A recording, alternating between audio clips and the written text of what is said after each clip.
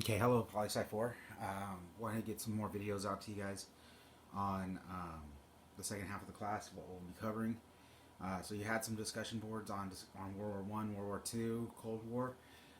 So I'm going to do quick videos, what I'm looking for, especially when we're talking about like for the final. So let's get started on this one. World War I. From the realist perspective, it was power balancing. You had all these alliances created to keep that balance of power. So if one side gained an alliance, then the other side would try to gain another alliance, and so on and so forth, trying to keep that balance of power. So you have the Triple Entente, and then the Triple Alliance in Europe. So you had Germany, the Ottoman Empire, and the Austro-Hungarian Empire. They were the Triple Entente, or I think they were the Triple Entente, and then the Triple Alliance. You had France, England, and Russia as the counterbalance to the Entente. So, if one side perceives weakness, then they will go after the other and try to take them out. And so there was this perception of weakness, and war started from realist perspective. So it was rigid alliances, and it was there's preemptive war to try to have a small conflict, not a large conflict. And in the end, there's future imbalances and a preventative war. So there's perceived that there will be future imbalances if it just keeps going the way it is, and so they go to war to prevent a much bigger war. And hegemonic decline, the end of Pax Britannica. Again, that perceived weakness of the hegemon falling off, like Great Britain. So there's that perceived weakness by Germany. Germany then wants to go to war and take British colonies. Cartelized domestic politics and German aggression. Germany wanted colonies. The British had colonies. We want colonies so that we can become more powerful in the world and have a better say. The liberal perspective, the master statesman Bismarck. You have the clumsy diplomacy of Wilhelm II.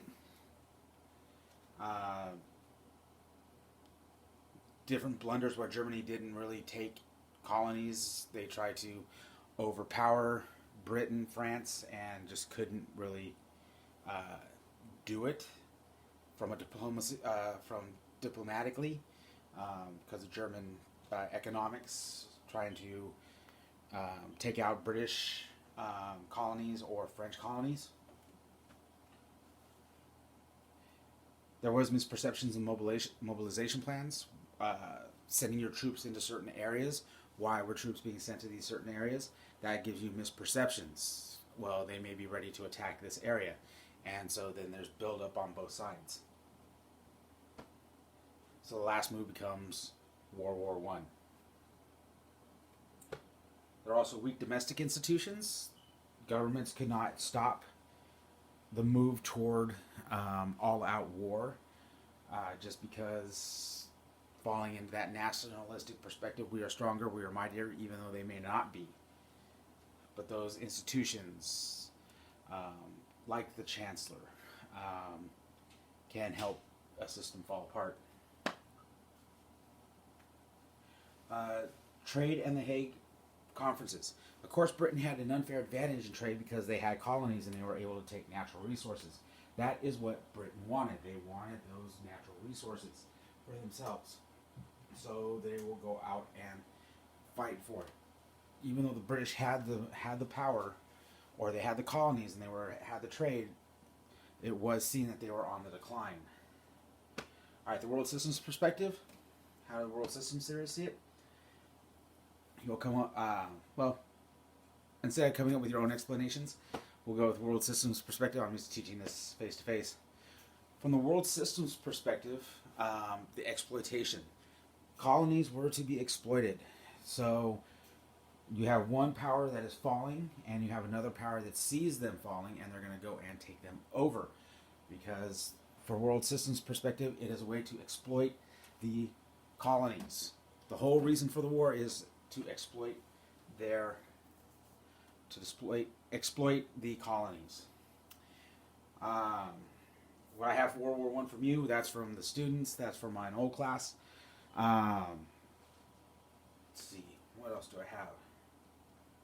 Yeah, the advent of the tank during World War One gets through trench warfare. So ground warfare changes, gets rid of trench warfare, eliminates marching in mass.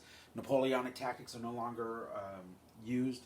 Armored warfare. So with the advancement of technology, war becomes more or worse. Let me see.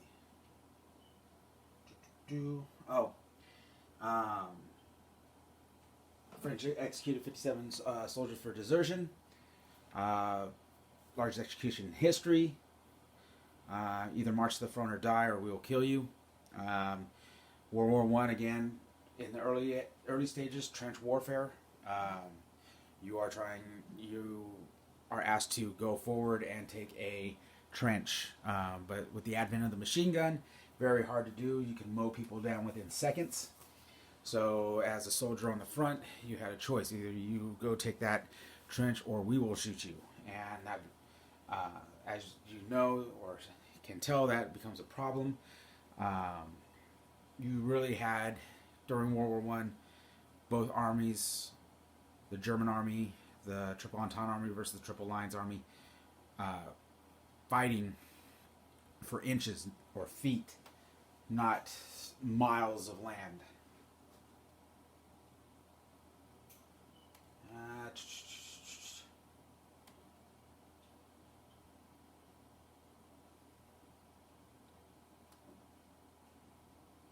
See, we don't have an assignment. All right, just gave you a brief overview of the three theories. Hopefully this helps see from the perspective of what each believes for what happened to World War One. Next, we'll go over World War Two.